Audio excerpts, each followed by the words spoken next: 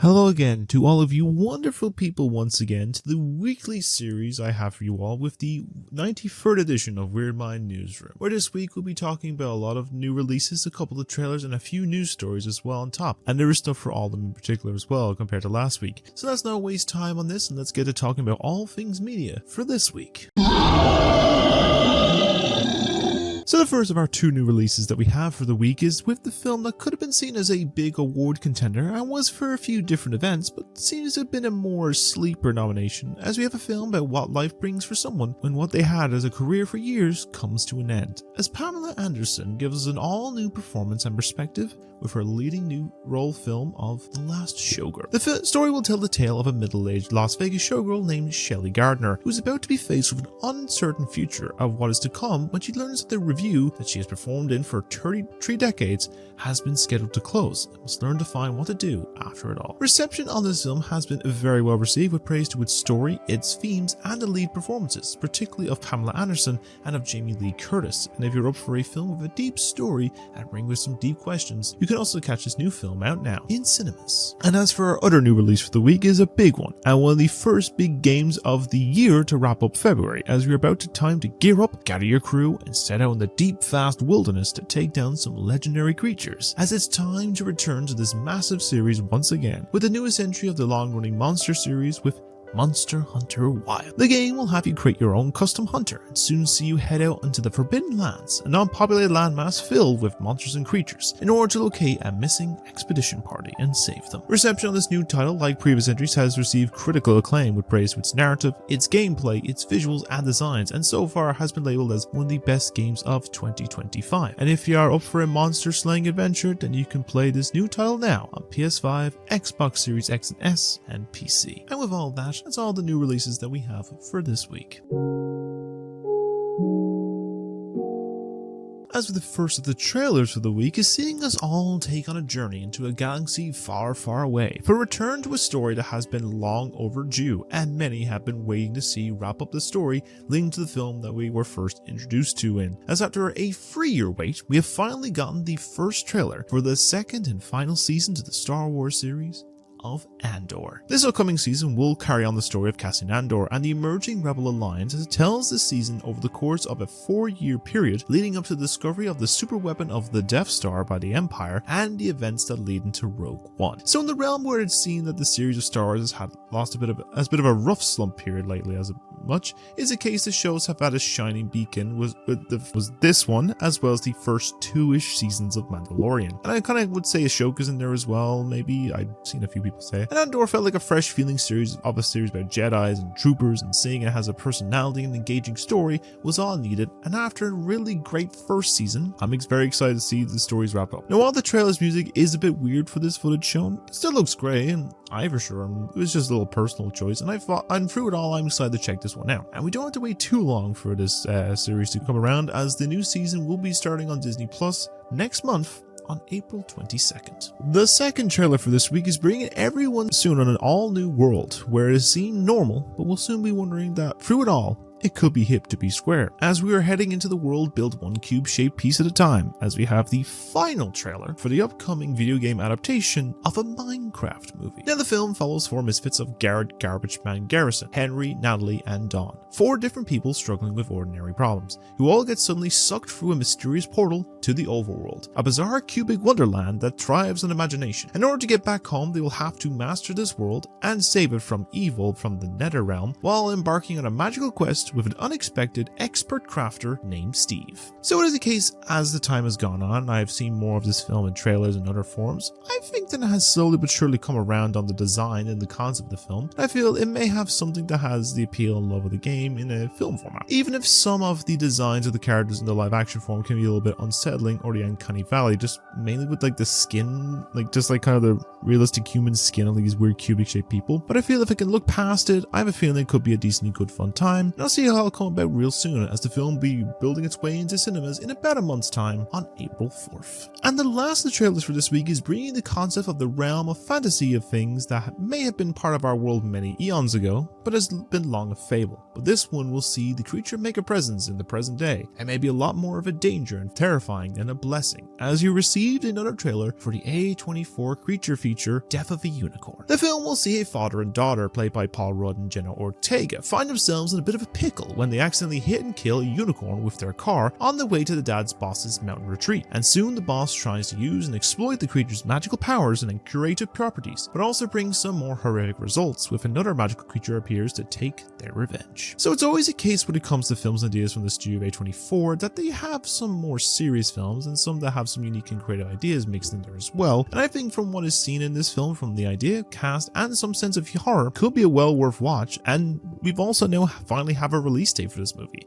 And it's not too long as well, as we will be seeing this creature hit the big screen in about a month's time as well on April 4th, or March 28th in the US. And with all that, that's all the trailers that we have for this week. Kalel, no! Now, on the basis of our first story for the week is in the focus of a discussion about some new news coming to us from the realm of a studio whose choices and decisions are often a very divisive one, and that comes to us from the Massa group of Warner Bros. As this week we have a discussion about two areas of the company, with focus in the area of their film, specifically their superhero content, and the basis of video games as well, where one has more hope than another. But let's get into talking what they are all about in particular, shall we? So let's start off with the one that has a lot more of an optimistic tone, and that is with the film side, with DC Studios. As this week we got quite an array of points to talk upon for the concept and ideals that they have in mind for the company, and while there is a lot that was announced, I'm going to keep brief and list off all the things that were announced to better explain and then give an overall opinion of it all at the end. So, what was announced this week was as such. So they first mentioned that it was a 7-project plan where they want to release 7 DC related projects a year. That consists of 2 live action and 2 animated films each,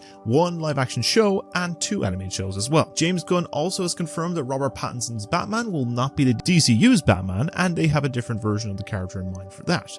In terms of new announcements, they have confirmed the creation of 3 new animated shows, with an animated series focused on Starfire, another one called Superpowers of Heroes in a School Learning to Control Them, which I think one of them is Plastic Man, and a spin-off on My Adventures with Superman all about Green Lantern, with its focus character being on the female Lantern of Jessica Cruz. But speaking of lanterns, we also got our first look at the series that has entered production of Lanterns, the live action one, that is just the lead 2 actors, and we can see that Kyle Chandler's Hal Jordan is already wearing the first look at the actual lantern ring for this series. Don't know when that's coming out, but most likely probably next year. Gunn officially confirmed the announced Teen Titans film from a year ago is real and will be entering development, with Supergirl writer Ana Nogueira penning the script for this one as well. There was a few development issues for some projects, from finding a good concept or story or creative head leaving, and they have been seen from the series on Amanda Waller, Booster Gold, The Authority, Swamp Thing, and then also Sergeant Rock. And lastly, Clayface will begin production this summer for September 2026 release. A second season of Creature Commandos has been fast-tracked. An animated film of dynamic duo about the 2 Robins is also being developed, as well as a Blue Beetle animated series is in deep development too. Now overall, I think there's a lot of hope and some good potential with this new take on DC after a bit of a trying to find its footing a good chunk of the time of the DCEU, but I'm also a little skeptical and will be keeping anticipation for the moment at a reasonable level. As well, they all sound exciting. It could be doing an issue that people have with Marvel of overdoing it and feeling a strong sense of fatigue for somewhat to try and get through it at once. But I feel with Gunn and Safran know what they're doing, and we'll give them the effort in this case to work it out. But if only Warner Bros. Could see the similar situation of hope like they could with this other side of the stories. As this is to do with the news of a gaming side, as also this week it was announced that Warner Bros. Has pulled the plug on a planned game based on Wonder Woman that was developed by Shadow of Mordor developers of Monolith Studios, and that they are also closing that studio down. Now there is some theories as to why this may be, but some point to the big gaming misstep that I feel was not the game studio's fault, but Warner's. And that was of course with the game of Suicide Squad Kill the Justice League. In that regards, mentioned the case that Rocksteady was, I don't think Rocksteady's fault is the situation here of why it failed. I feel that they probably had an idea and vision in mind, and then they got, messed up about Warner Bros. Wanting the whole thing being a live service game because they see that as the future. But in all reality, Warner, no one likes live service games that much. You know, the list of games that basically got failed because, you know, they were put on the live service and had so much potential. Now, this also brings the real stinger of this case as well, is that because of the studio's closure, the likes of accessing the popular Nemesis system that they developed is going to be difficult, as it's locked to a patent that's not free until 2036. The product explains what Warner mentioned that Rocksteady is also making another Batman game as well. They mentioned that in some regards in the last week or two, just to kind of like probably distract us from the fact they're trying to cancel this game, but I don't know. It's really annoying. And I was excited for a prospect of a Wonder Woman game in particular, but it's just kind of case instance, like Warner needs to understand in this regards that people want certain things and they don't want other ones, because they've also mentioned that they want to focus on just 4 things for their gaming IPs now, which is Mortal Kombat, Harry Potter, Batman, and Game of Thrones. Batman 1, sure, you can work around the games because they've worked well. You could probably make another Hogwarts Legacy game, but I feel like the case with Harry Potter is a bit unknown. Mortal Kombat, sure, there's easy ways to do it, and you can do the Injustice stuff with that, but I don't know about Game of Thrones. Most of the time I've just seen them as just mobile games, but I don't know. But I do hope that eventually all the people that got let go from Monolith will actually be right back on their feet soon enough and get into other studios, as well as the case instance that this Wonder Woman game will see the light of day as well and not get fully cancelled, and that Warner will really need to get a better idea of their decisions for most of their games, or in general, and not that great, because most of the time their decisions are terrible and it's the reason why they lose a lot of money.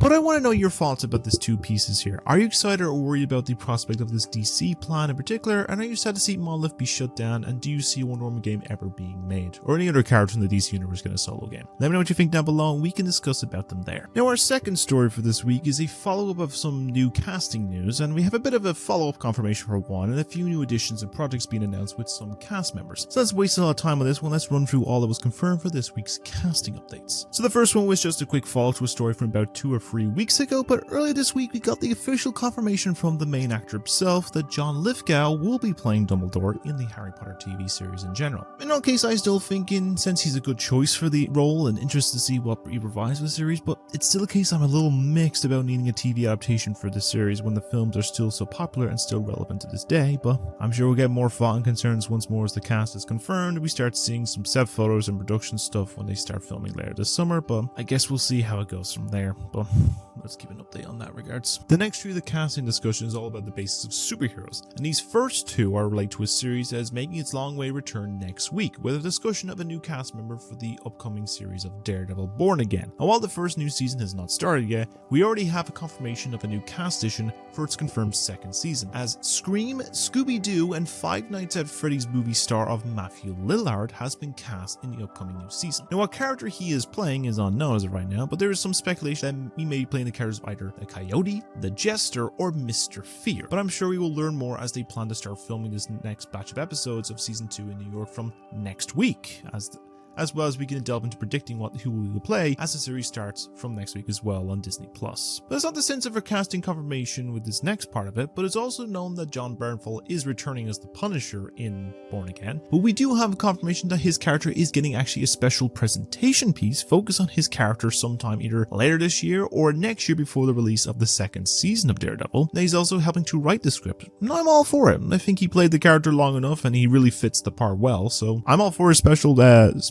to be made, and I look forward to checking out when it does release. Our second last casting news for this week is from the MCU to Amazon Prime, as we have another addition to be adding to the upcoming final season of The Boys. As well, we have seen Jensen Ackles play the role of Soldier Boy since around season 3, and as well as in Gen V. It's not the only members of the previous show he's known for joining in on the action, as it was announced that both Jared Padalecki and Misha Collins from Supernatural will also be joining the cast for the final season, making it a bit of a Supernatural reunion. Now, similar to Lillard, we do not know who they will be playing, but there is a discussion that the character that was initially mentioned in the season 4 finale, before they were cut out of it, was apparently Mr. Marathon, so maybe one of them will be cast as that character. But it's unknown as of right now, and I'm for sure close to the show's release we will get an idea as to who they will play and how they will factor into this dark final season coming up. And the final casting is one that I'm more learn of this film, and choices seem like an interesting and odd comes to the planned film from A24 about the big purple dinosaur of Barney. Now, there has been in discussions about the film for a few years now, with the only name that many may know for the project is that Daniel Kaluuya, the star of Get Out, is also involved with the project as a producer since the film's announcement back in 2019. And now we have the possibly first cast announcement, as it was discussed that the Bear and Inside Out 2 star of Ayo Idabiri has been cast for the film and will also reportedly be writing the movie as well, which I don't have much of an issue with, as she is a great actress,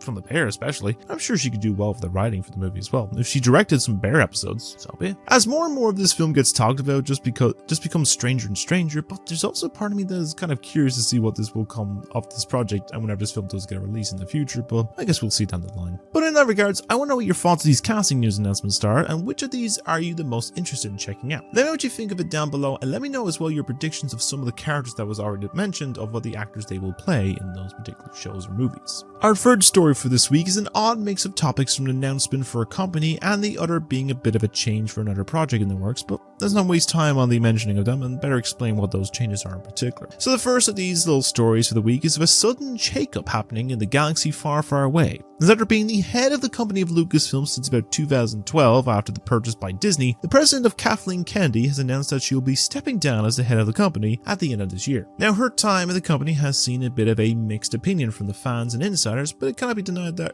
she at least made an effort to bring the franchise of Star Wars and even to Indiana Jones back to the big screen and even to the small screen on streaming over the last decade to introduce the worlds to new younger fans and a sense of nostalgia to long-term fans. I commend her efforts over the last 13 years. Now, as of writing, it is unknown as to who will be taking over the head of the company, but it seems to be the case the rumored top choices as of right now is going towards either Clone Wars creator of Dave Filoni or from Marvel Studios head of Kevin Feige, and with another name that has floated around as well as Mandalorian creator of Jon Favreau as well in particular. As of now, nothing has been mentioned or has been set in stone since then, but I'm sure we will see this year continue. We will get an idea as to who will take on that role at the end of this year, the start of 2026, and if anything does come up, I shall update in a later episode, of course. And as for the other story that I could not find a good spot to put in this episode, we have a discussion of an upcoming project from another massive franchise in the realm of fantasy that has had a bit of a shake-up in its prime release, as was announced this week that the planned new Lord of the Rings film of The Hunt for Gollum has been delayed by a full year to Christmas 2027 from its initial 2026 release. Now, we did get some clarification as to why it was delayed, as director and star Andy Serkis was asked about the film at a fan fest this weekend, with the reason being that they have only started on the writing process for the film and they gave it a year delay to have plenty of time to write it, film it, and of course get it all made. And I can see that as completely understandable in all sense of it. They can take all the time they need, because in all sense with Lord of the Rings, this franchise is beloved, and giving the time to make it work well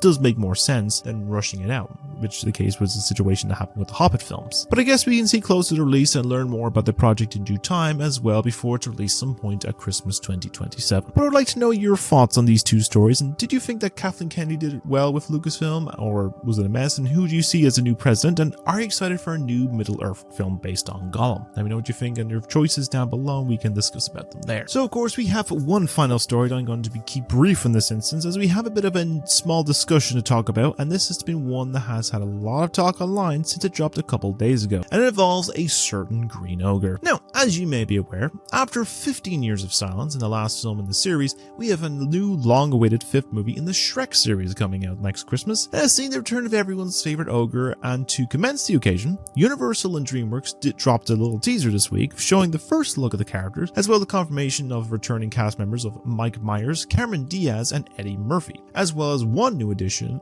of MCU and Dune star Zendaya playing Shrek's daughter of Felicia, or one of the triplets. Now, while the cast is fine, does not sound too bad from the footage they show, the main question and unappeal of people with this teaser is with the sudden new design change, as a lot of people are kind of against it, as designs have gone from a more realism and detailed aesthetic, which was like a whole reason behind the design, to being a bit too close to more rounded, smooth and cartoonish, and kind of going against the aesthetic that Shrek initially was doing, of going against the norm of the classic animation or fairy tale types. Now, I'm sure in a case that over time I could get used to it, but there's a feeling that this was not the vision DreamWorks probably had, and this was more from the basis of the approach of the other animation studio Universal owns, and that's of course Illumination, as it feels more like one of those animation style films in their designs. It may also explain why they went with a portion of the short teaser acknowledging the massive meme culture and the first traps for Shrek. In the case, the film was co-directed by the Rise of Gru director, as well as a case being produced by the head of Illumination. And it just feels off, or even to some feel like it could be a bit of an AI issue, or a case of some possible marketing stunt before they actually show the classic models, because it was already seen that they had them in the opening logo for DreamWorks Animation with the focus of Shrek, Fiona and Donkey, and used similar ones in Puss in Boots: The Last Wish in that brief snippet when Puss's lives are flashing before his eyes. Now, the internet has of course been a collective group that has gone against their designs and wanted back to the classic design issues, or a case of wanting to get a ugly Sonic treatment, which is expected, and whether they do it is anyone's guess. Now, I have seen some defenders as well in the animation, and so be it, they have their opinions and stuff, like, you know, people can have their opinions on stuff and have their things to cherish it. So I'm not going to disrespect anyone's opinions, and to me, I'm a bit on the fence about it, but, you know, I think it will get used to over time, but I'm sure whether they will do it as well as a case of it changing it back is anyone's guess, but I guess we'll have to see as more of this film goes into development and we learn more about the plot and everything. But for now, it seems the return of everyone's favorite ogre is kind of looking a bit concerning. But what do you think of this design choice? Do you like the new look and approach, or do you want it to return to the classic style, or do you see this just like a weird marketing approach people thought about Sonic the Hedgehog did before it will be revealed to be all a ruse and staying as a classic look and art style? Let me know what you think of this down below in the comments, and with all of that, that's all the news that we have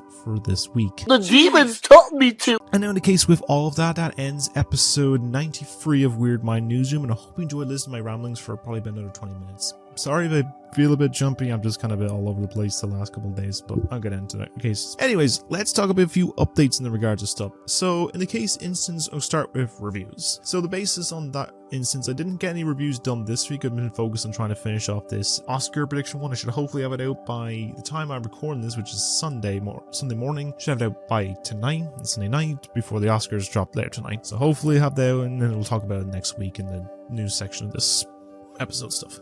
Reviews wise, anyway, in that regards, I'm going to probably start doing them next week, from the start of next week in the case. I'm going to try and at least get Last of Us done before season 2 starts next month. I'm going to get a few more, maybe the Oscar ones, do a quick fire one for Emilia Perez, maybe a quick one for like Apprentice and some other ones. While Scrum's going to get a long form one maybe at the end of this month. I'm kind of looking back through some other ones and maybe do like a long form, short form in the regards, but I'll see in the case. So there'll be a few coming out this month, hopefully at least get back into it, because I haven't written any since Christmas, so we'll get to it. I just apologize for the delay. It's been a busy 3 months. Then the basis with gameplays as well. So I'm basically out of gameplay footage for stuff at the moment, because I just uploaded the finale of The Last of Us Part 1, which you can check out on my channel below as well, or in the link in the description or anything like that case. So you can check the entire series up in the annotation above. But yeah, basically The Last of Us Part 1 is finished. I'm questioning whether or not to do Part 2 now, but I might hold off near to the show's release and play it then, kind of connect in that regards. So I'd like to know your thoughts as well. Do you want me to go straight into Part 2 on the PS5, or do you want me to play something else? I can throw a list maybe of games I have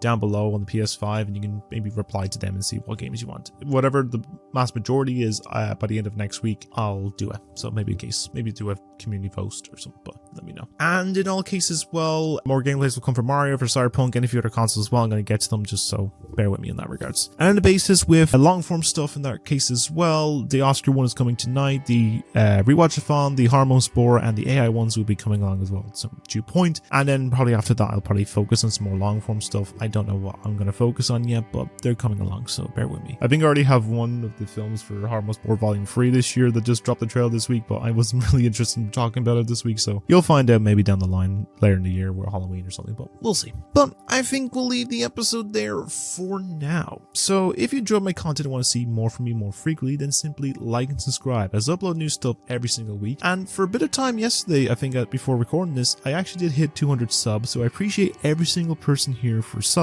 In case I think it went back down there, so I'm just hopefully the people will come back and, you know, support me in the case instance. And if you're new here, welcome to the community, and I hope you enjoy watching my content, and you check out my other stuff as well. In particular, I hope you enjoy in that case instance. But yeah, like, there's no hassle if you're not interested and you just want to check it out, but I hope you enjoy. And the case instance as well, how did you think of everything that was discussed this week down below, from the new releases, the trailers, and the news stories as well? I know there's a lot, but I hope if there's points you want to talk about, let me know down below. But anyways, I think I'll leave the episode there for now. So as always, you all stay being wonderful people and have a great day every day, doing many great things, and to keep being you, because no one else can do what you do. I've of course been your host, Sam, of course.